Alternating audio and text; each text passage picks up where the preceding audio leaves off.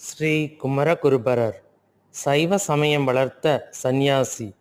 ஸ்ரீவைகுண்டத்தில் பிறந்தார். தாமிரபரணியில் தவழ்ந்தார். திருச்செந்தூர் முருகன் அருளால் பேசும் திறன் பெற்றார். மதுரை நாயக்க மன்னனால் சிறப்பு பெற்றார். காவிரி கரையில் சைவ சமயம் வளர்த்தார். காசி நகரம் அடைந்தார். கங்கை கரையில் முகலாய மன்னனின் பிடியில் குப்பை மேடாக கிடந்த சிவன் ஆலயத்தை மீட்க முயற்சி செய்தார்.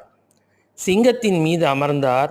ஒரே நாளில் சகலகலாவல்லி மாலை பாடி சரஸ்வதி தேவியின் அருளால் வடமொழி பயின்று முகலாய மன்னனின் அரசவையில் சிங்கத்தின் மீது ஏறிச் சென்று அவனிடம் காசி விஸ்வநாதர் கோவிலை மீட்டு மடம் கட்டினார்.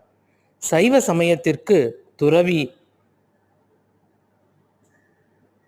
பெரும் தொண்டு ஆற்றினார். காசி விஸ்வநாதர் புகழ் ஓங்கச் செய்தார். அங்கே இந்து மடம் கட்டி பராமரித்து வந்தார். இன்றும் காசி நகரில் குமரகுருபரர் மடம் சேவையாற்றி வருகிறது.